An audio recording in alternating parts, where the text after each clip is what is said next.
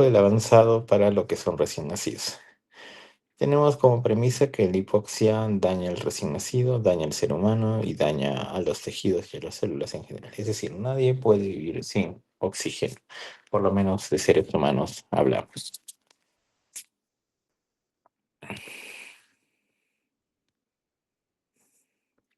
Entonces, los objetivos de esta charla es explicar, establecer y caracterizar la etapa perinatal, es decir, la atención inmediata y recién nacida, esa transición que tiene recién nacidas de la etapa intrauterina a la etapa extrauterina.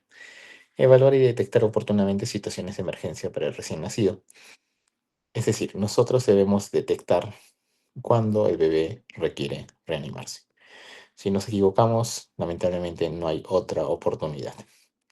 Y si le damos en el clavo, le achuntamos, como decimos, bien por el recién nacido y bien por nosotros. Entonces, la definición es el conjunto de procedimientos que ayudan al recién nacido a realizar en forma adecuada su transición de la etapa fetal a la vida extrauterina. Se debe contar con protocolos de atención inmediata al recién nacido, reanimación neonatal y lactancia materna.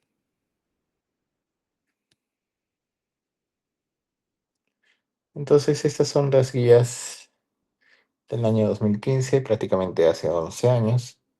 No ha habido muchos cambios significativos. Sí ha habido cambios, pero no significativos en cuanto a la atención inmediata del recién nacido. Como nosotros podemos ver en el primer cuadradito, tenemos el consejo antenatal o anteponernos a lo que es la reanimación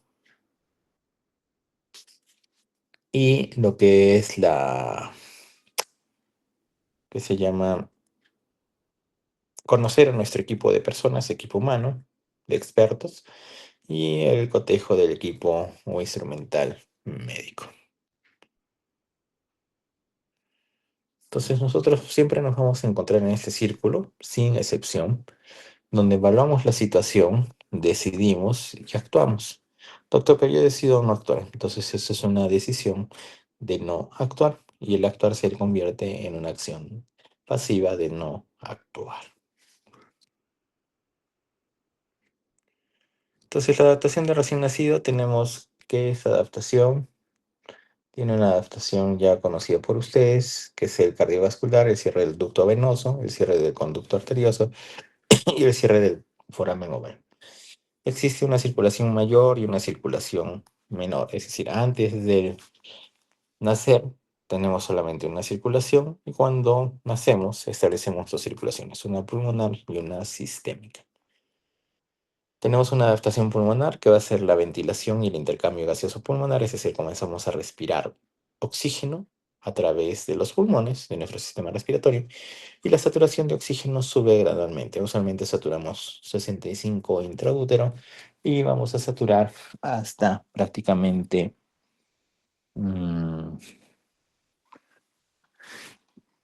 95 a 100, incluso mayor de 92 después de los 10 minutos.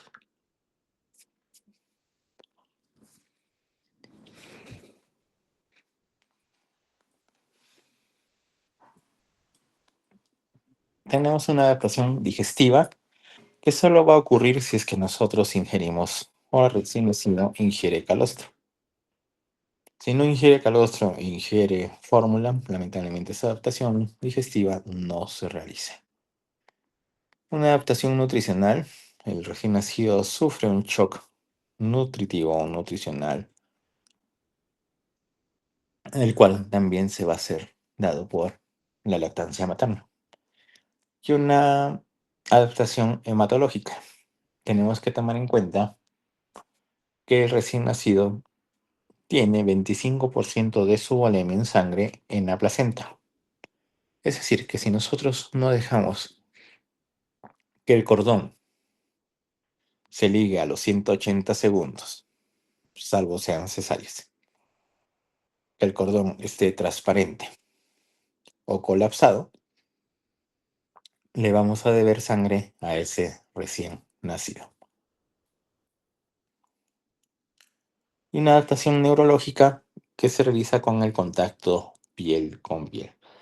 El contacto piel con piel ha demostrado que aumenta nuestra sustancia blanca en volumen y tamaño, a diferencia de aquellos que no tienen contacto piel con piel, doctor. Y los que van a UCI,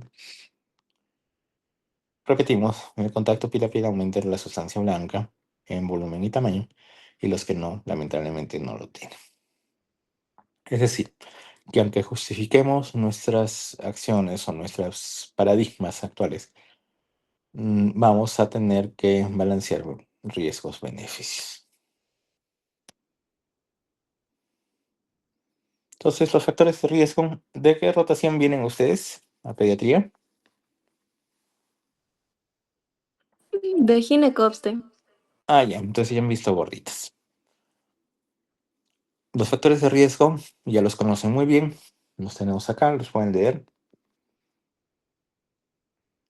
Factores prepartos, como diabetes materno, hipertensión iniciada por el embarazo, hipertensión crónica, anemia, muerte fetal, etc. Y los factores intraparto, es decir, todos los factores de riesgo que tenga una gestante, sobre todo en un hospital 3, van a ser plausibles que nuestro recién nacido que vaya a nacer tenga necesidad de reanimación neonatal.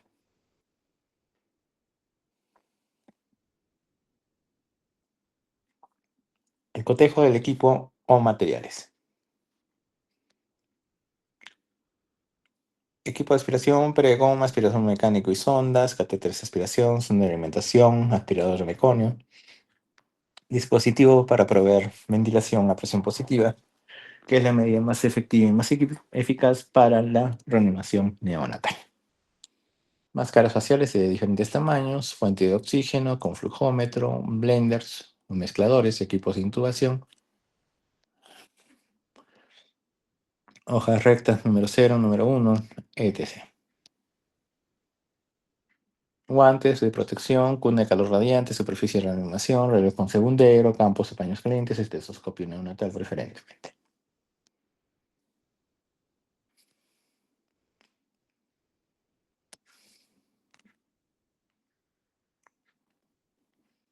Entonces, después de haber tenido toda la antesala de la atención o para la atención de un nacimiento, el bebé nace. ¿Cuándo nace un bebé? Cuando se desprende completamente del cuerpo materno.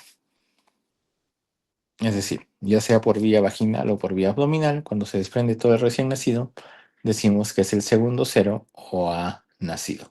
Por eso es que en la cuna de calor radiante tenemos un contómetro donde presionamos play y comienza a correr el tiempo.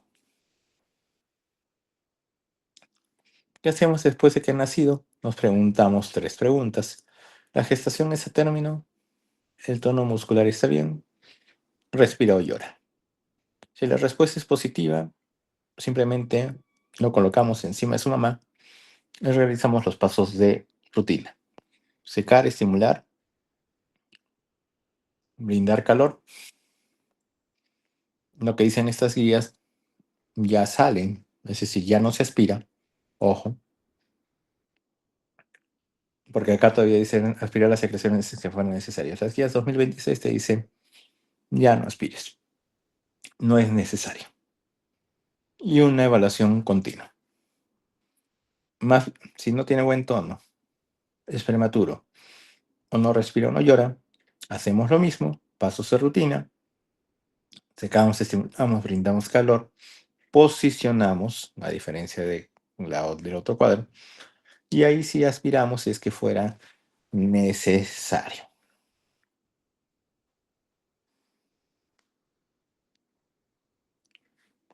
Luego, evaluamos si es que hay apnea o gasping, ahorita vamos a ver un video, y si es que la frecuencia cardíaca está menos de 100.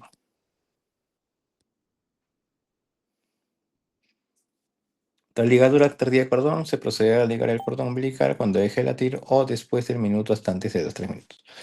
El consenso actual es de 180 segundos o cuando colapse el cordón o cuando esté transparente el cordón.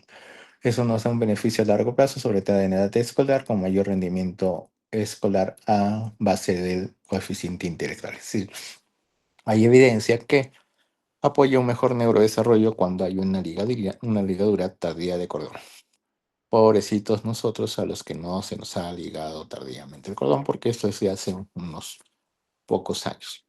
Entonces, aproximadamente, teniendo en cuenta que ustedes tienen 20 y yo tengo el doble, a ninguno de nosotros probablemente nos hayan ligado tardíamente el cordón, a menos pues que no hayamos sido atendidos en, profesionalmente.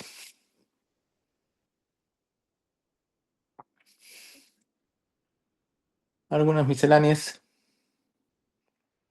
la profilaxis ocular o CRED para prevenir la oftalmia neonatal, el peso, lavado de manos, la fitomenadiona para evitar la hemorragia, enfermedad hemorrágica de recién nacido, Virginia Apgar y su test de Apgar. Entonces el test de Apgar solamente como alcance no nos es útil para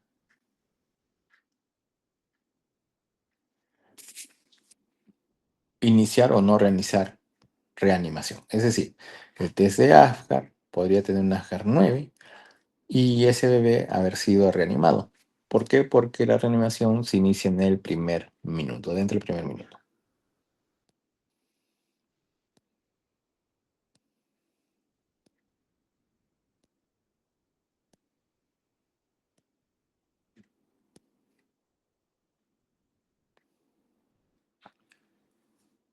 Entonces acá tenemos un bebito en contacto piel con piel con su mamá, recién está tomando color, prácticamente en su atención inmediata y en su primera hora de lactancia.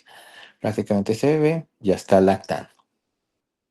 ¿Y qué nos dice la norma técnica o las guías de promoción y apoyo a la lactancia materna como para certificar como hospitales amigos de la madre y el niño? Antes se hacía ayudar a las madres a iniciar la lactancia dentro de la primera media hora después del nacimiento. Pero actualmente nos hice colocar a los bebés en contacto piel a piel, eso cambió en el año 2009, con sus madres inmediatamente después del parto por lo menos una hora. Es decir, apenas nace el bebé debe tener contacto piel con piel, no piel pañal, no piel manto precalentado, no, o sea, bueno, nada encima de la piel de la mamá, no contacto piel con mantita precalentada, sino piel con su mamá. Inmediatamente después del parto, por lo menos una hora, y animar a las madres a reconocer cuando están sus bebés listos para amamantar, ofreciéndoles ayuda si es que fuera necesario. Entonces, ojo, eso es bastante chamba del personal que está en atención inmediata del recién nacido, y no solo basta con atenderlo y ver si es que estaba bien.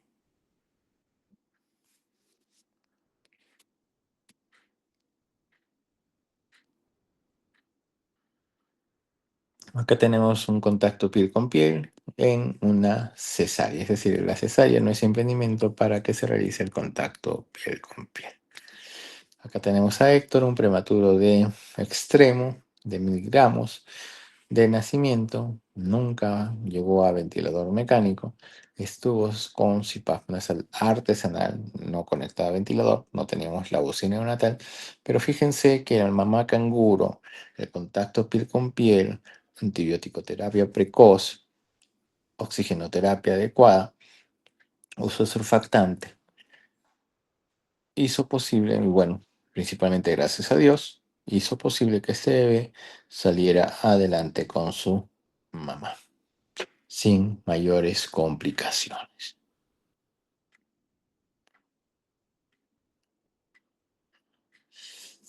Otro contacto piel con piel con la abuelita, con el papá y la primera lactancia, ¿no? Ahí tenemos a nuestro bebé tranquilo, adaptación neurológica y adaptación digestiva. Está completamente rosado. Debe estar con una saturación mayor a 97, 98, sin ningún inconveniente. Tenemos acá la cuna de calor radiante, la posición de olfateo. No podemos tener el cuello muy hiperextendido ni hiperflexionado, sino en una posición neutra de olfateo donde se nota que, por ejemplo, en el B se alinea la vía aérea. Miento. En la A. C hiperextendido, B muy flexionado. El examen de recién nacido se debe postergar, usualmente secuencial y usualmente completado el contacto piel con piel. Doctor, ¿y cuánto es lo normado? 1 hora. ¿Y cuánto es lo recomendable? Todo el día en contacto piel con piel. Entonces acá tenemos unas pequeñas estimulación, lo que se hace en estimulación, unos pasos de rutina, unas pequeñas palmaditas en los piecitos o en las plantitas, sobadita en espalda, sobadita en el pecho, para estimular al recién nacido gentilmente. Entonces ya no les pegamos, ya no los paleteamos prácticamente al momento de nacer. Entonces nos preguntamos si el bebé tiene apnea o gasping o la frecuencia cardíaca es menor a 100.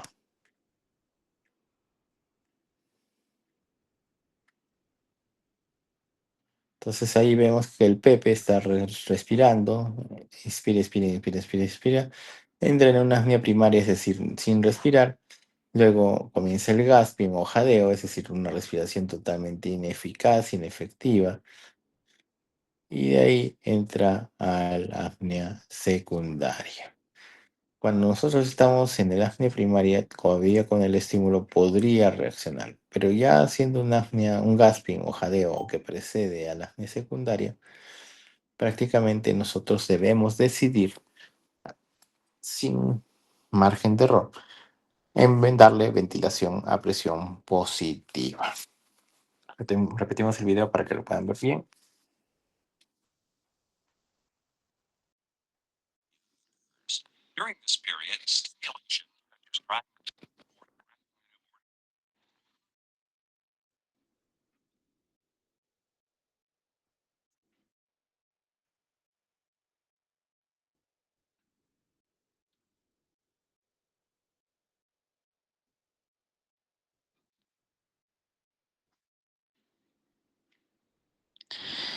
Listo. Acá vemos el Pepe igual y respirando.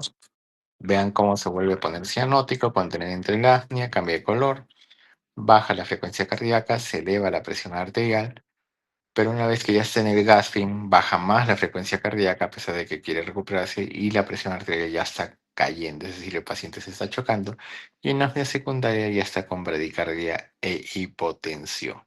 Es decir, solo tenemos el tiempo cuando está en apnea primaria y si no reacciona, o gasping o jadeo, o una frecuencia cardíaca menos de 100, debemos iniciar inmediatamente la ventilación a presión positiva.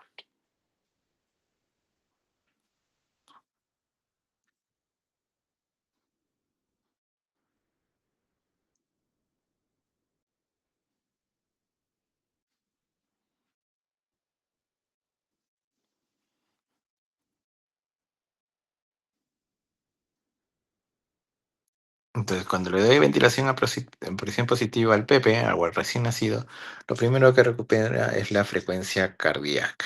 Luego recupera la presión arterial y luego recupera las demás funciones vitales.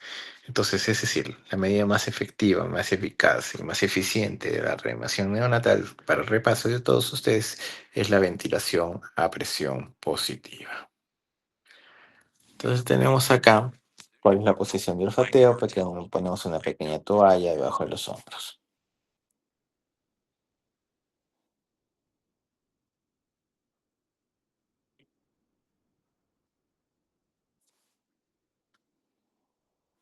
Entonces tenemos a un bebé que no respira, no llora a pesar de que esté intubado. Incluso ya le han colocado catéteres. No deberían esperar. La ventilación a presión positiva. Entonces, si el paciente está en apnea o gasping no tiene frecuencia cardíaca menos de 100, ventilación a presión positiva. Colocar un monitor de saturación de oxígeno y considerar un monitor electrocardiográfico.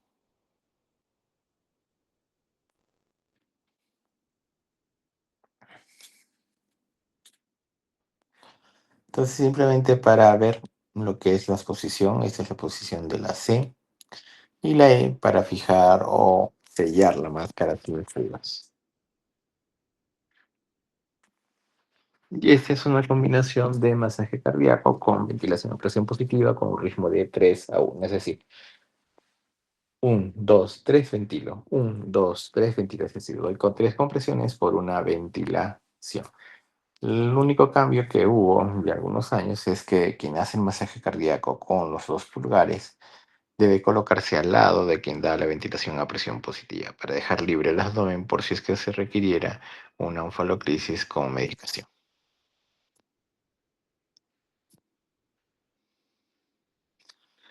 Más bien, si el bebé queda con dificultad respiratoria o cianosis persistente, evaluamos, posicionamos la vía aérea, colocamos un saturómetro de oxígeno y damos oxigenoterapia de acuerdo a la necesidad de oxígeno y soporte ventilatorio como el CPAP nasal.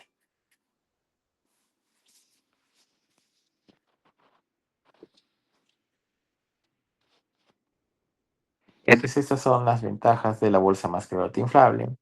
Siempre se rellena, tiene una fuente de gas, la válvula de seguridad nos da una menor probabilidad de que se le dé más presión al bebé. Desventajas, la máscara no funciona sin un buen sellado. Requiere un reservorio para entregar concentraciones de oxígeno del 100%. No puede entregar oxígeno a flujo libre y no puede ser usado como CPAP.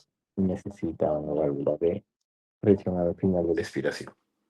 Usualmente ya las tiene.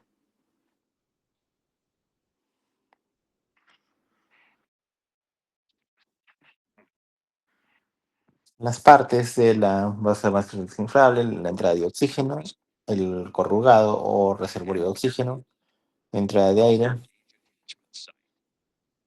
la medición para la presión, la válvula de seguridad top-off y la salida del paciente.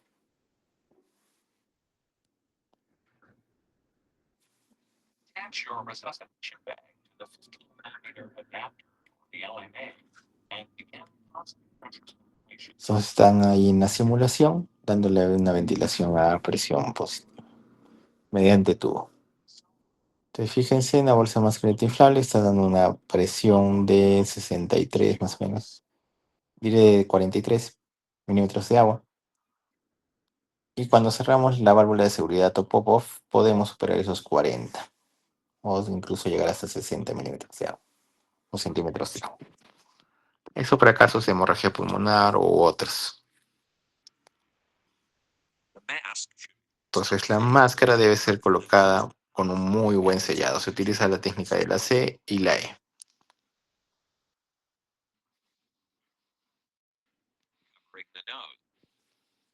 Entonces jalamos con los 3 dedos para alinear la vía aérea y para tener un buen sellado. Y fíjense cómo se insufla el tórax del Pepe.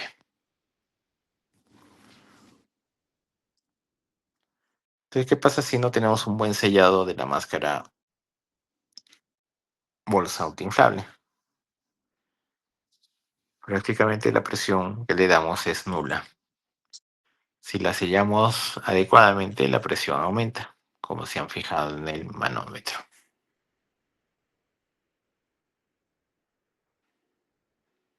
Entonces tenemos el mismo Pepe, pero real. Entonces ya no damos oxígeno a flujo libre. Ojo, el oxígeno a flujo libre requiere que el bebé respire adecuadamente, por lo menos, para entregarle un poco más de oxígeno. Si no está contando con un estudio adecuado, el oxígeno a flujo libre no es una medida efectiva, ni eficaz, ni recomendada en las guías de reanimación neonatal. La frecuencia cardíaca se puede escuchar en el precordio con estetoscopio o palpando el cordón umbilical. Los latidos en 6 segundos y se multiplican por 10.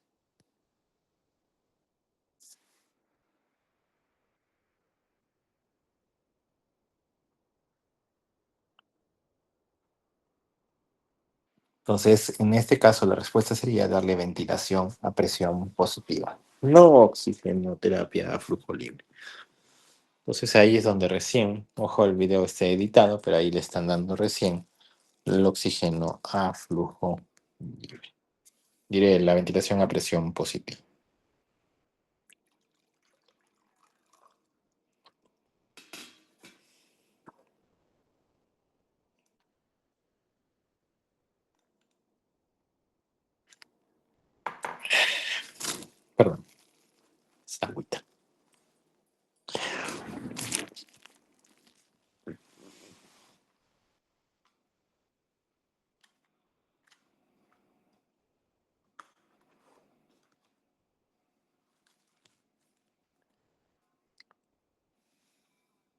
Entonces acá ya están estimulando, secando, pero el paciente ya está recuperado porque le están dando ventilación a presión positiva con oxigenoterapia.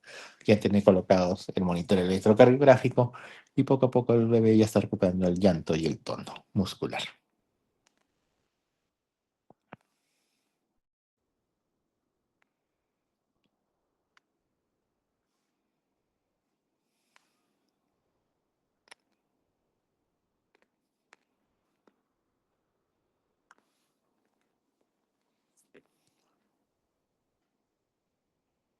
Entonces este cuadrito para el target, eso también ha cambiado en las nuevas guías. Ya se eliminan prácticamente de 3, 4 minutos y 5 minutos y se van de frente a los 10 minutos.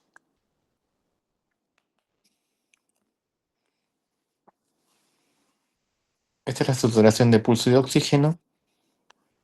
Tiene que haber una onda regular y la saturación preductal y postductal. La preductal, mano derecha; postductal, mano izquierda, cualquiera de las dos extremidades inferiores.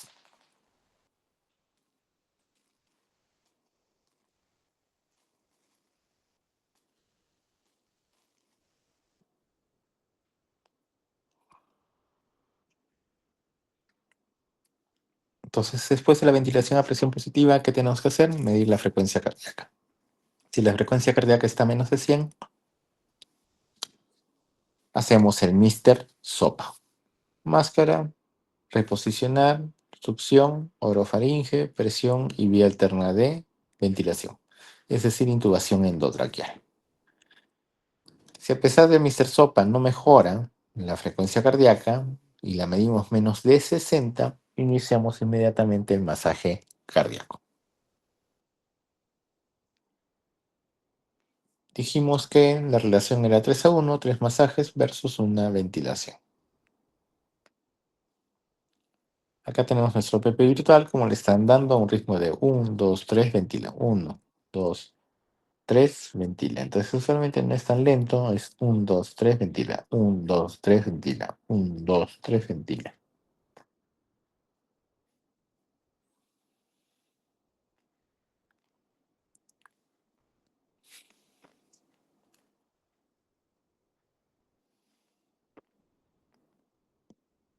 Entonces acá hemos coordinado en esta simulación el masaje cardíaco con la ventilación a presión positiva con una bolsa de anestesia prácticamente.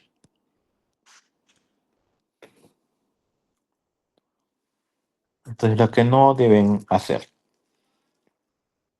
Esa técnica de masaje cardíaco ya no se realiza la de los 2 pulgares. Esa prácticamente no da una compresión efectiva porque no es perpendicular al emisor, al tórax, sí.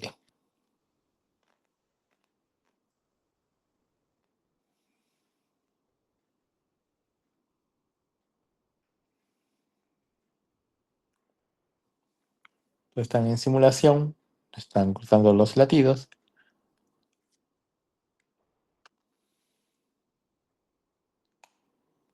En cordón umbilical.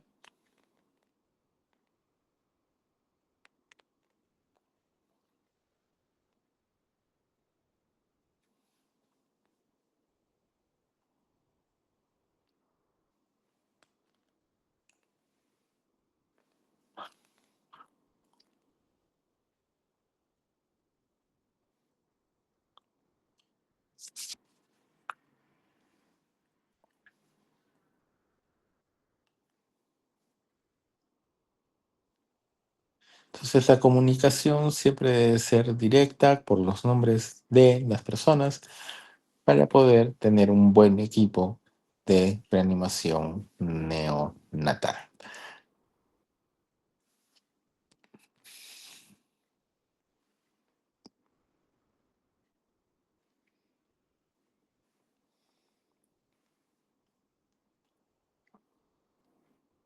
Entonces el masaje cardíaco que debemos realizar es poniéndonos al lado del reanimador principal, que es la ventilación a presión positiva, agarrar el tórax con los 2 pulgares y dar una compresión cardíaca adecuada.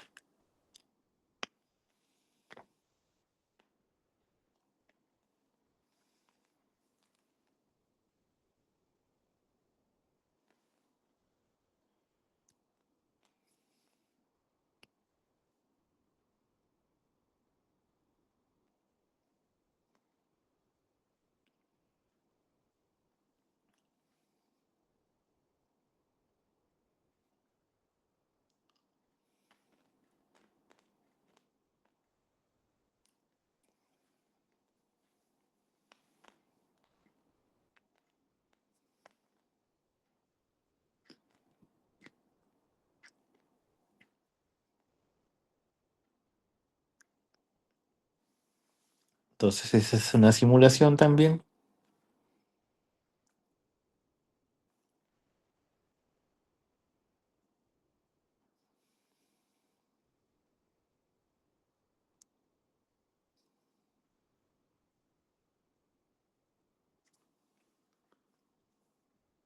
Entonces, por ejemplo, acá está procediendo a intubar con una guía.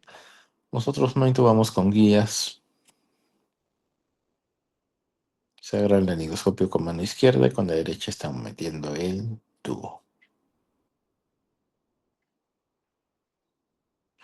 Entonces ese tubo está, por ejemplo, muy adentro, se saca un poquito de acuerdo al peso del recién nacido. Y acá lo han editado el video, ¿no? Ahí está prácticamente con tubo endotraqueal, está muy adentro, probablemente colapse uno de los pulmones y produzca una atelectasia.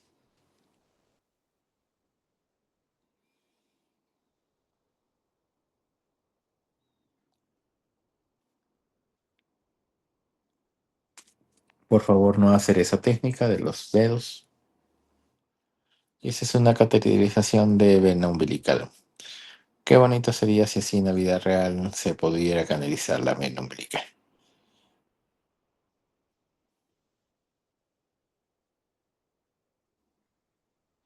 Entonces la adrenalina la podemos poner endovenoso o por vía endotraqueal. Y una dilución de 1 en 1000 y usualmente 0,1 por kilo de peso por dosis.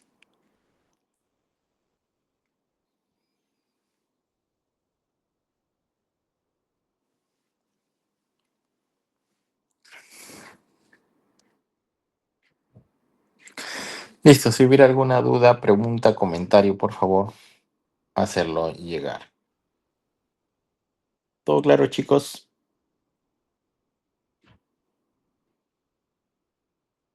Chicos, ¿se durmieron? ¿Están? ¿Se fueron a comer? ¿Están bailando? Sí, todo bien, doctor. Ya, listo. Entonces pasamos al tema de lactancia materna.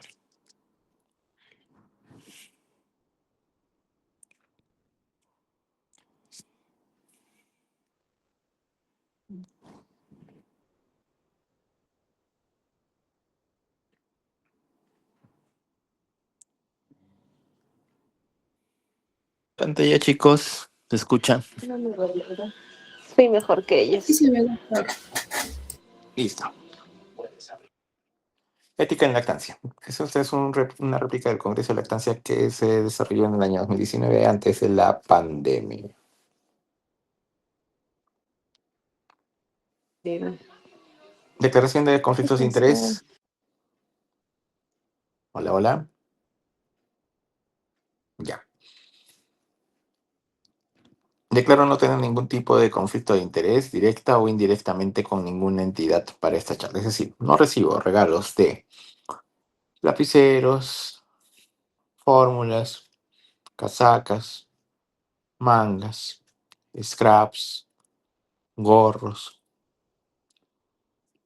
gorros quirúrgicos, ropas para bebés, baberos, cuadernos, libretas, tazas, laringoscopios, balanzas, cortinas,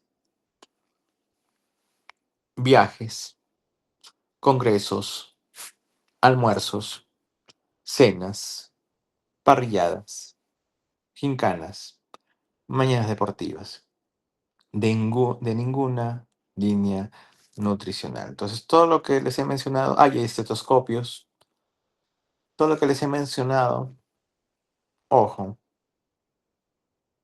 es real, es todo lo que ustedes podrían recibir como incentivo por la prescripción o el uso de fórmulas a sus pacientes. Entonces, cuando ustedes vean que alguien está prescribiendo o regalando usualmente fórmulas, es gracias a estos incentivos, muy probablemente.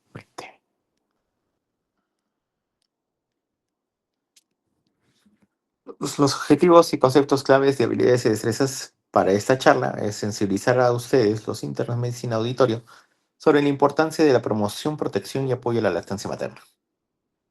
Cumplir y hacer cumplir el Reglamento de Alimentación Infantil, que está de libre descarga y casi nadie lo conoce, y el Códex Alimentarios respecto a los sucedáneos de la leche materna. El día de hoy veía un TikTok, no lo voy a compartir porque de hecho que hay un colega que está expuesto en ese TikTok, donde lamentablemente, y eso sí es lamentable, que con recursos del Estado se dé auspicio y se dé lugar a una charla de capacitación auspiciada por una línea nutricional, Med Johnson, sobre una nueva característica en esta leche de vaca que está procesada y que le llamamos fórmula infantil, como si fuera el boom promoviendo el neurodesarrollo de estos niños. Es decir, como si que esta característica diera inteligencia a los niños que toman esta fórmula frente a los niños que toman lactancia materna. Publicidad engañosa, dada por un experto, en este caso un neurólogo pediatra o especialista de Lima, pero siempre había estas charlas, doctor, sí, siempre ha habido estas charlas. El problema está o radica en que se utilizan los recursos del Estado para que asistan 300 participantes de diferentes lugares del país, sobre todo de Lima, para esta charla. Doctor, entonces, ¿quién debía pagar el laboratorio? Pues, aunque se infringe el código, se infringe el reglamento de alimentación infantil, aceptar estas charlas de niñas nutricionales de forma, pues, como incentivos, ¿no? Porque siempre tiene que haber algo a cambio. Pero alguien me dirá, doctor, pero al final uno, pues, decide si receta o no. Claro, en el supuesto caso que no fuéramos humanos, nada no sería influenciados. O sea, es decir, ser un ser humano significa que siempre alguien o algo me va a influenciar. Doctor, no, yo no me puedo influenciar. Mentira, no tendrías un cerebro de humano. Así funciona nuestro cerebro. Y eso lo saben muy bien en la ciencia de marketing, y eso lo saben muy bien las líneas nutricionales. Por eso es que nos invitan a estas charlas de capacitación o invitan a profesionales de la salud con una buena comilona, una buena cena. Comida, ¿cómo dicen? Barriga llena, corazón contento y cerebro atento.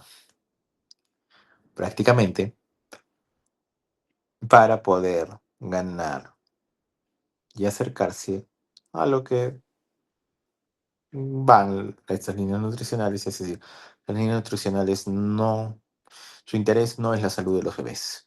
Su interés es crecer como empresa, financieramente hablando. Entonces, sí, pues es incorrecto. No lo muestro por respeto al colega, ojo, pero está en las redes sociales. Promover en una acción reflexiva sobre la industria farmacéutica, nuestro rol como profesionales de la salud y nuestra interrelación con ella, e impacto en la salud directa o indirectamente de los niños y adultos. Es decir, la industria farmacéutica, como les dije, es industria. Su objetivo no es la salud de los bebés ni de las mamás. Su objetivo es vender y crecer como empresa financieramente. Nosotros como profesionales de la salud somos como la cenicienta del sistema de salud, pero somos la herramienta que nos utiliza estas líneas nutricionales sin vínculo laboral,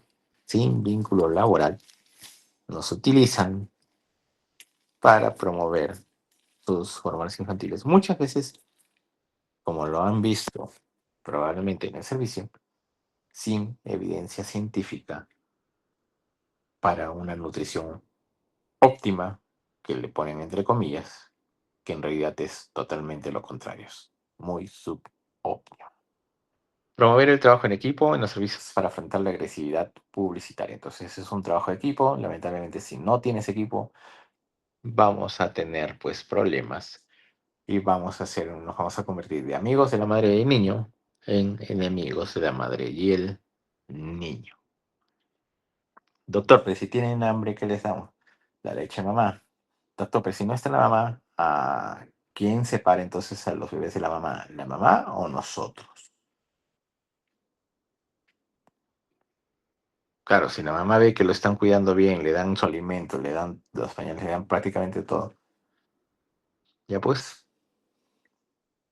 se pone cómoda. Es como si nosotros nos dicen, ¿sabes qué? Me van a llevar todos los días en un bus. Después pues, no voy a querer pues ni siquiera pagar mi pasaje o gastar en gasolina. Somos seres humanos, ojo.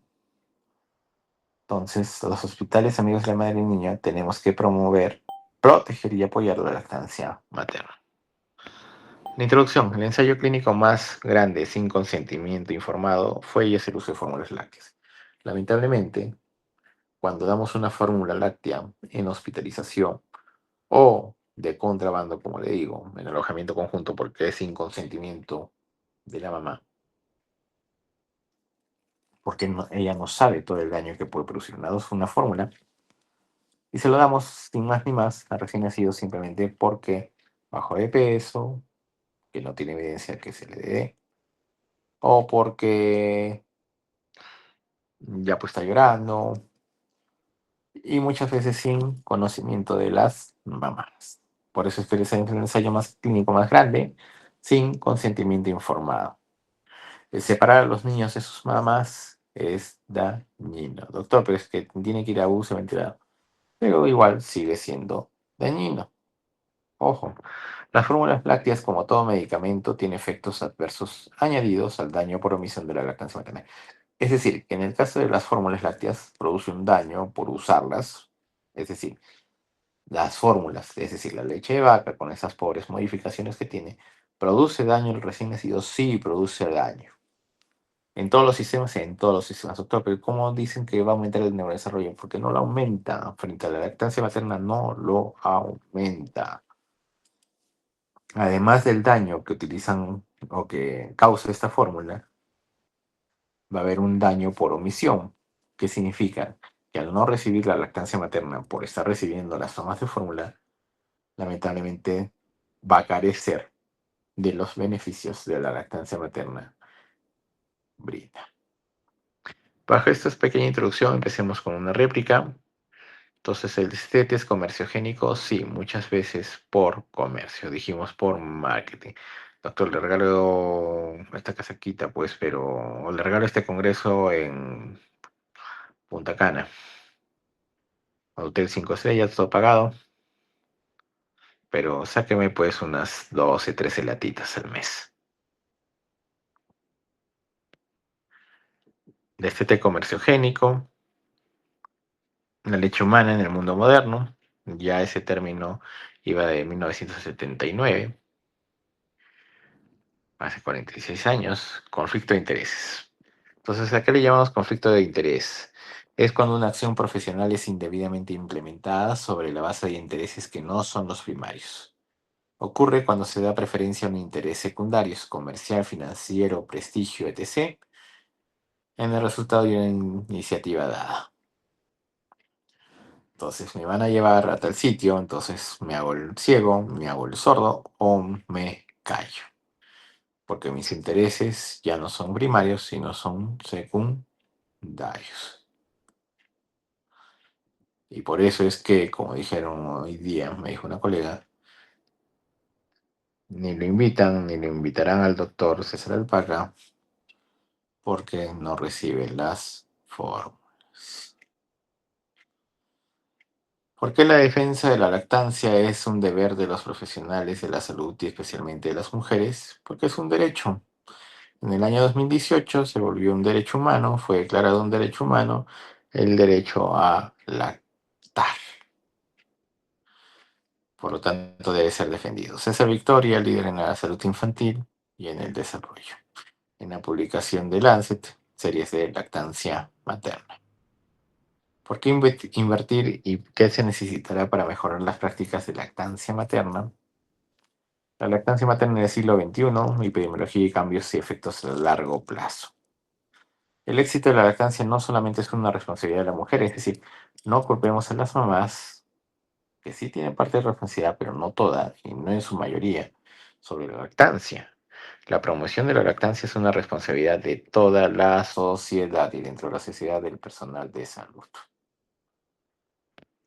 Más inversiones en lactancia podrían salvar a 800.000 niños al año. Ojo, es un montón. Y más inversiones en lactancia podrían agregar 300.000 millones a la economía global, es decir, 300 billones de dólares a la economía global. Ese sí sería un ahorro fenomenal. La lactancia materna reduce el costo de atención médica en 312 millones de dólares. Las mujeres tienen 2.5 veces más probabilidades de amamantar cuando se promueve, protege y apoya esta práctica. Es decir, si yo promuevo, protejo y apoyo, hay más probabilidades de que esta mujer debe amamantar. Además de las innumerables ventajas de la leche materna, también tenemos beneficios de la amamantar para el crecimiento y desarrollo orofacial. Entonces, cuando yo tomo biberón o chupón, mi desarrollo orofacial se afecta irreversiblemente. El vicepresidente del Banco Mundial para el Desarrollo Humano grabó un texto firmado de la misma edición de Lancet y dice, si la amamantación no existiera, quien la inventara o inventarse, debería ganar dos premios, un premio Nobel y un premio de la economía. Un premio Nobel de la economía y un premio Nobel de la medicina. Doctor, ¿tanto así? Sí. ¿Y cómo están las tasas de lactancia materna en su ciudad? En nuestro país, Arequipa, y en Perú. Vamos a ver. Metas globales. Acciones recomendadas. Limitar el marketing de sucedáneos. Limitar significativamente la comercialización de sucedáneos de la leche materna. Fortalecer el monitoreo, aplicación y legislación relacionada con el Código de Sucedáneos de la Leche Humana. Bebés en lactancia materna exclusiva hasta los 6 meses es en Brasil. Nosotros tenemos unas tasas mayores al 50, 53, 54%, incluso a veces a 60% en las zonas rurales. ¿Cuáles son las principales causas de destete temprano? Y acá vemos, ¿no? El doctor César Alpaca, médico pediatra, va un bebito de 4 meses y decimos, ¿qué tiempo tiene Pablito? 4 meses.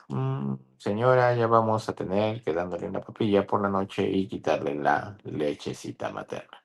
Entonces, prácticamente es un destete comerciogénico. Los pediatras no tienen un conocimiento sólido de manejo clínico de la lactancia o simplemente hay conflicto de intereses.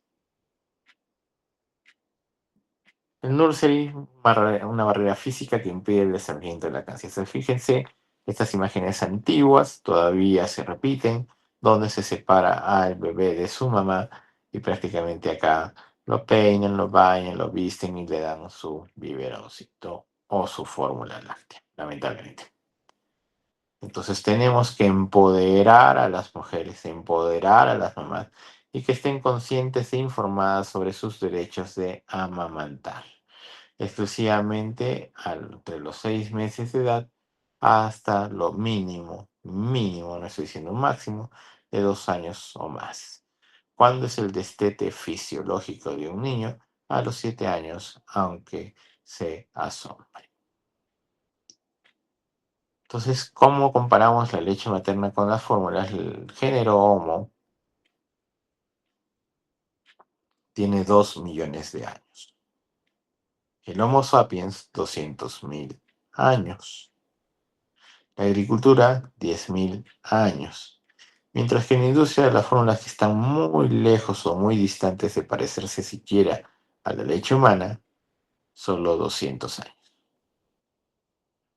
Es una evolución de la lactancia. En Inglaterra la lactancia materna por 2 años, sin horarios, allá por los años 1600 a 1860. Se brinda el alimento perfecto de Liv Bird. La harina láctea le introduce Henry Nestlé. que no fue médico, ni investigador, ni científico, fue un comerciante. En Estados Unidos, la lactancia materna de 2 a 4 años, o sea, no se asombren, fíjense, acá de nuevo lo repiten. Yo he dicho el destete a los 7 años sin ningún problema. Emmett Holt eh, crea pues lo que es el gaucho, los biberones en 1900. Inglaterra regula la lactancia materna un año, más horarios rígidos. La Academia Americana de Pediatría valoraría el uso de fórmulas, lamentablemente es la época dorada de las fórmulas. Cecily Williams, después de esto, ve que mueren muchos bebés y publica lo que se le llama el asesino de bebés o baby killer. Va a haber malnutrición comerciogénica, va a haber juicios a las empresas nutricionales donde los van a perder los van a perder por sus acciones.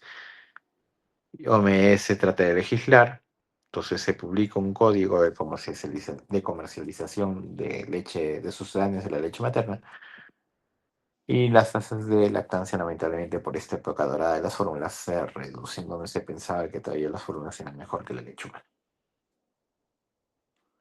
Entonces, fíjense, la más moderna y perfecta leche maternizada, Danone, en el Journal de Pediatría en 1972, infringiendo el código, el Códex Alimentarios y el Reglamento de Alimentación Infantil.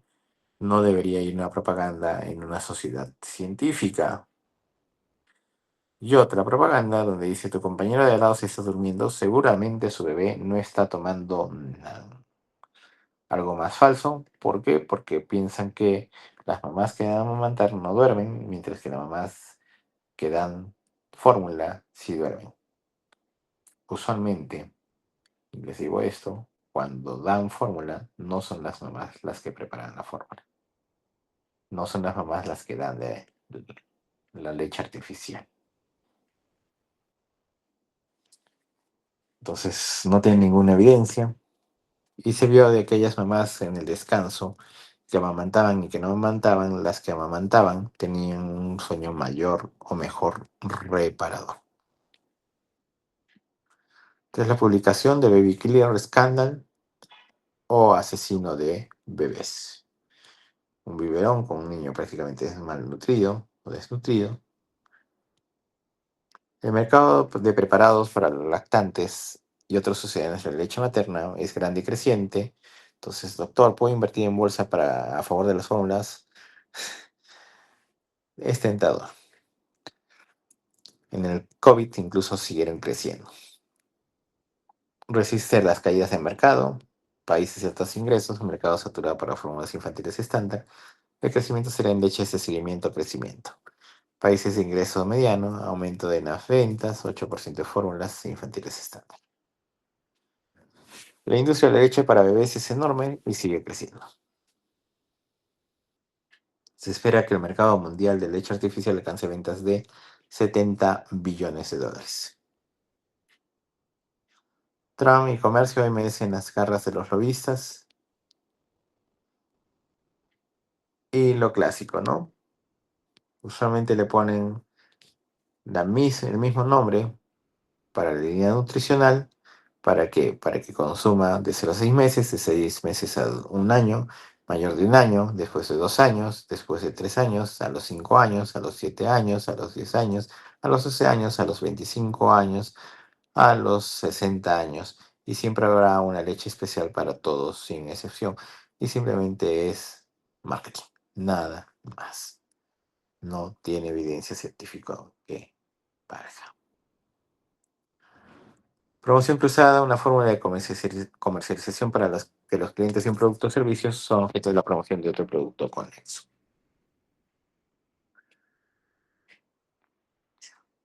Entonces, cuando yo prácticamente regalo una fórmula, le estoy amarrando la mamá a esa marca. Competencia desleal. Entonces, acá vemos algunas estrategias de marketing de la industria farmacéutica. Una empresa X, el lobby, gobiernos, reglamentaciones, leyes. Qué curioso que las fórmulas en Perú ninguna lleve un octógono que deba decir alto en azúcar, alto en sodio, con un octógono negro, ¿no? Eso me guiaría mucho a veces el consumo libre, porque son medicamentos que deberían ser prescritos, pero muchas veces los venden libres en los puntos de ventas de farmacias. Congresos, servicios, apoyos, propaganda, asociaciones profesionales. Entonces, yo te consigo tu ponente desde tal sitio del país o de cualquier país internacional, pero va a exponer una charla acerca de mi fórmula láctea para promocionarla. Entonces va a haber almuerzos, congresos, literatura y servicios.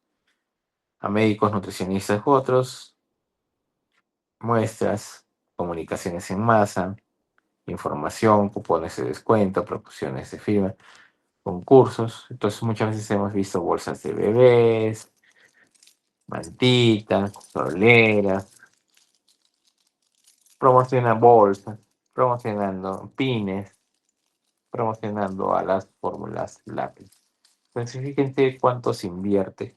Y eso es una pequeña proporción, porque nadie invierte a perder, todo el mundo invierte a ganar. Y si invierten tanto en propaganda es porque nosotros nos utilizan como marionetas para sus ventas. Comunicación en masa, informaciones, cupones de cuentos, eso ya lo hemos visto. Bolsas de viaje, bolsas de estudio, equipamiento, presentes, carteles, servicios de literatura en hospitales, consultorios, puntos de venta en farmacias que estén adelante para que la gente los vea y los pueda comprar libremente. Y todo eso simplemente con el objeto de llegar a más mamás que compren la fórmula de sus bebés. Entonces, debemos pensar un poco, ¿quién decide por nosotros? ¿Somos nosotros realmente? ¿O somos como estas marionetas que se ven en esta imagen? La salud profesional en asociaciones y la industria farmacéutica. Sociedades o asociaciones de profesionales de la salud son financiadas por las industrias de fórmulas infantiles.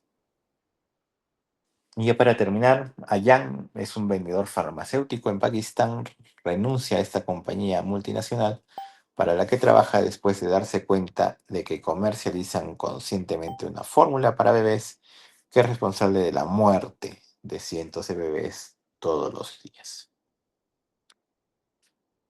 Nestlé viola la ley en India y lleva a cabo ensayos clínicos en bebés prematuros con fórmulas para bebés. Entonces, muchas veces tenemos, ¿no?, la duda si es que le dieron o no fórmula a un bebito porque no había leche y se puso mal, se complicó, falleció tiempo después y nadie se pone a pensar si es que fue la fórmula o no.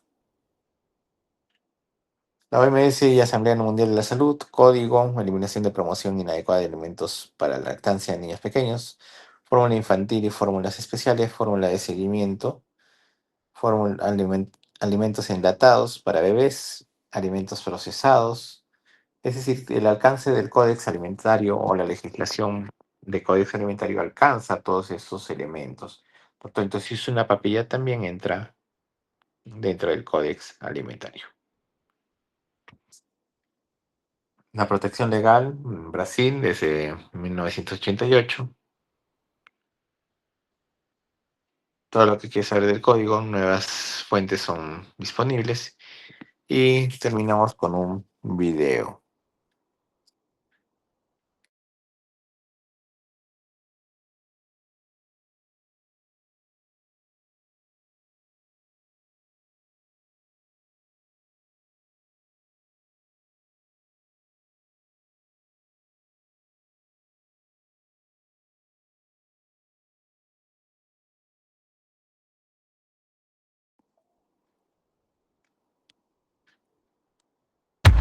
Would you agree with me that your product should not be... ¿Se escucha el video? O bueno, ¿se ve el video? Sí, doctor, sí se escucha. Sí, sí, doctor. Would you agree with me that your product should not be used where there is impure water? हर साल दुनिया में करोड़ों बच्चे पैदा होते हैं. Do you feel that you have any responsibility? We can't have that responsibility, sir. कुछ लाख मर भी जाएं तो क्या फर्क पड़ता है? Ayan, where does your story start? मैं आम सा आदमी, आम सी मेरी ख्वाहिश है. जिंदगी मुश्किल भी थी पर वो कभी-कभी मुस्कुराती भी थी. You will be be selling the world's best infant formula with the world's best company, Lastafita. आप अपने बच्चों के लिए बेस्ट चाहते हैं ना? तो यही है last food Inc. This stuff sells itself. ये आपके लिए। काफी डॉक्टर्स में पसंद भी करते हैं। अब वक्त आ गया है कि तुम अपने पर फैलाओ। इन काले बॉक्सेस का मतलब है डॉक्टर सब ले रहे हैं। ये सब बच्चे तुम्हारी कंपनी का दूध पीकर मर रहे हैं, हर हफ्ते, रोज बरोज। सर, हमारे प्रोडक्ट्स की वजह से बच्चे मर रहे हैं। गलती हमारी नहीं है आयान कि हुकूमत अपने लोगों को गंदा पानी पिलाती है। गलती से मुझे या मेरे बच्चों को गलत का साथ देने की वजह मत बनाओ यान। It's not too late. The company will take you back. I'm not coming back. मैंने तुम्हें कभी भी अपनी नौकरी छोड़ने के लिए नहीं कहा, ना ही मैंने तुम्हें दुनिया की सबसे बड़ी फूड कंपनी के साथ पंगा लेने के लिए उकसाया आया। This was happening in Africa in the 70s, all over Asia in the 80s and 90s, and you just sent a researcher to prove that this is still happening there now. It's an old story that's alive. It keeps repeating itself.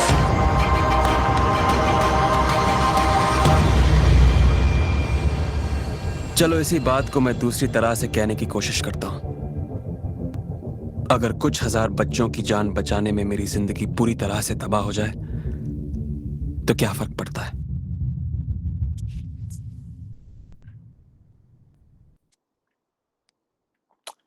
Listo.